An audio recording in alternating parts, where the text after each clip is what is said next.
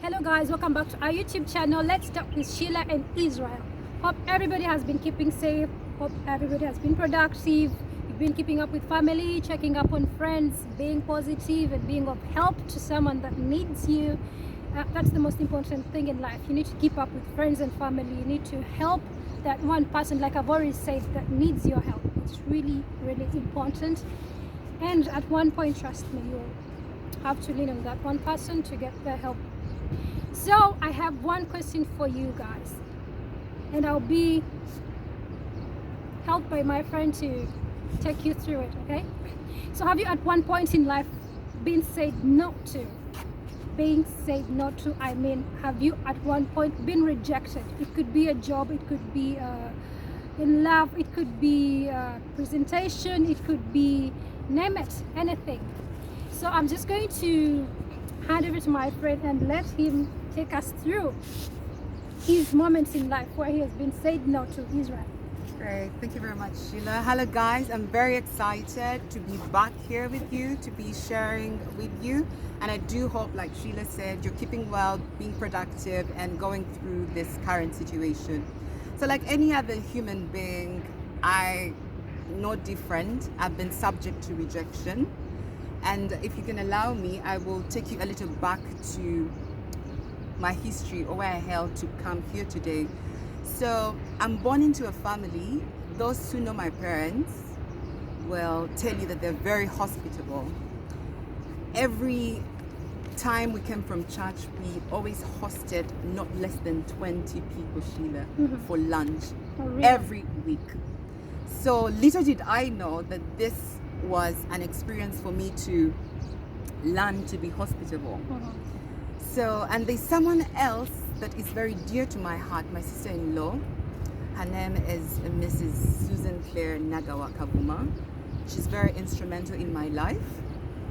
In the year 2010, we had the talk with her, the career talk. So she's a seasoned banker, by the way, and my brother, her husband as well, amazing people. So we had the talk with her. She told me about what she did at work. And like any other teenager, I didn't know what I wanted to do after school. So, but this talk we had helped me understand what I really wanted to do. She pointed me into the direction of what I wanted to do. So when we spoke, she told me, I think you are a service person. So I got lucky. After school, I was hired into a service job. But in this job, I was more into the back of the house.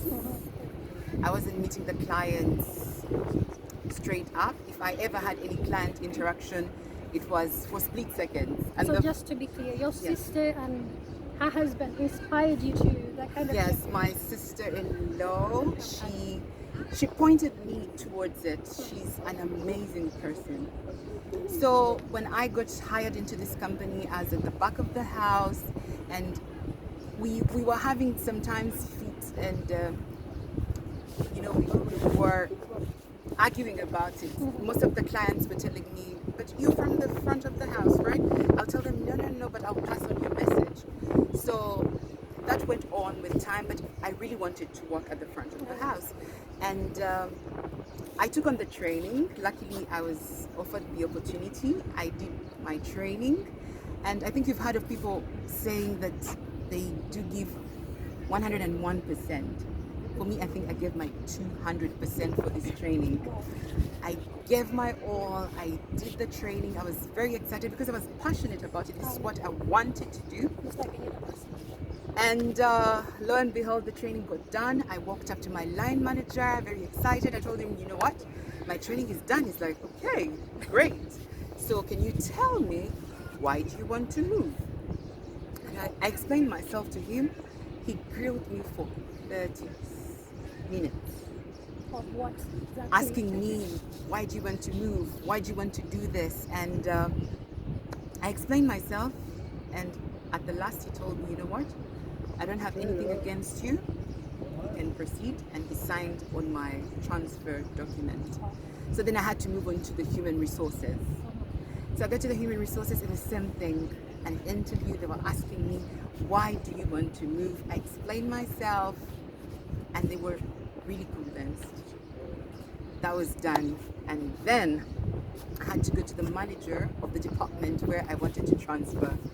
I spoke up to him. He knew I was training, and lo and behold, his answer was So just a moment. When they said no to you, what at the moment ran into your mind? Sheila. I've had people say my world froze, my world got dark. This was first-hand experience. Everything around me just stopped. From the time he said no, whatever happened, I pray to God I remember, but I froze. I felt so powerless. I felt very defeated. I felt like a failure. I felt so bad. I got into a very dark place in my life that I pray I never get to experience. It was so bad because, after getting all this affirmation from my peers, from my friends, family. I remember talking to one of my sisters in the Northampton now, and one of my sisters in Uganda. I told them about what was happening, and my sister told me, you know what? Perhaps this is not for you. Just let it be. Don't lose yourself. But I just couldn't. I could, when you get close to your dream and then suddenly. So, did you at one point feel like that rejection was setting you up for something? Did you at one point feel positivity in the rejection?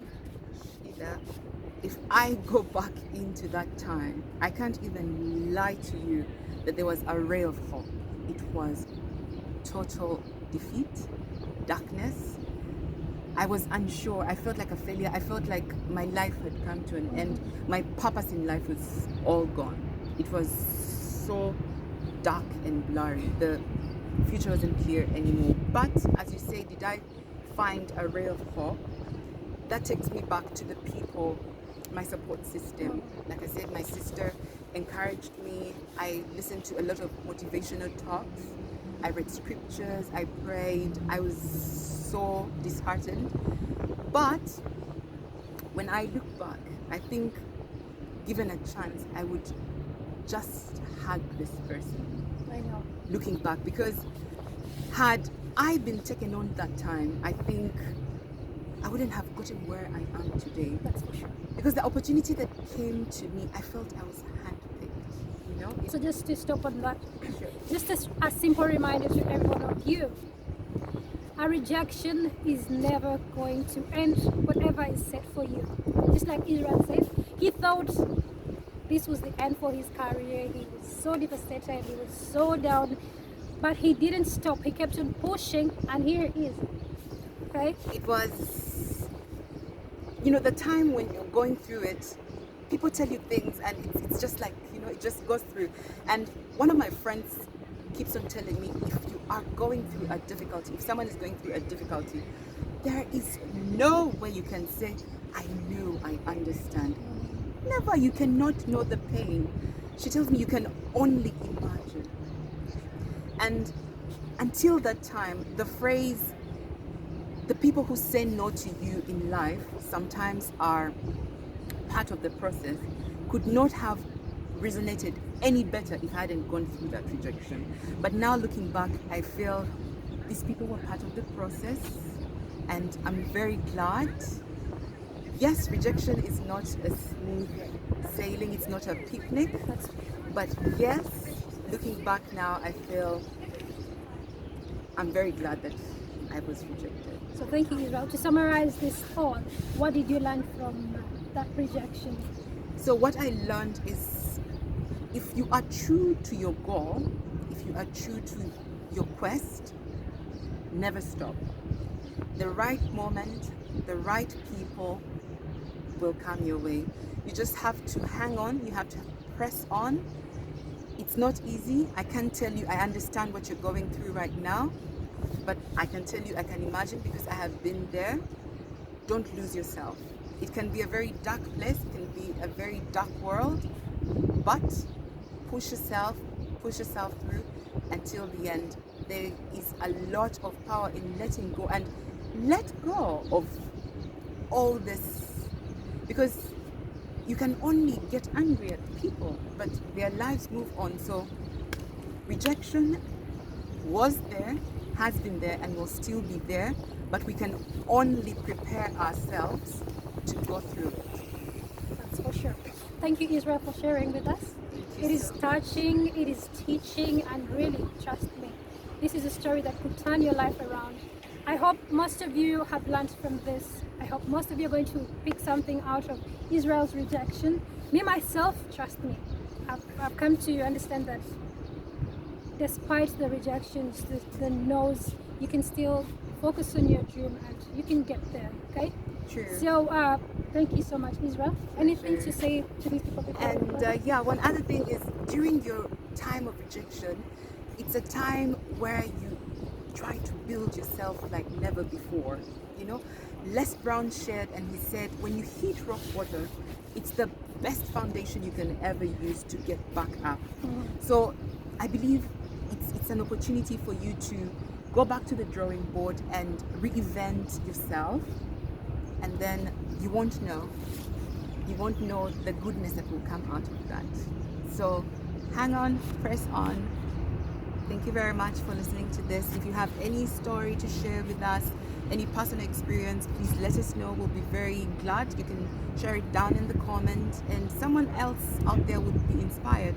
And if you're going through a tough time of rejection right now, our simple words to you are: hang on, press on, don't give up just yet. Your dreams are valid.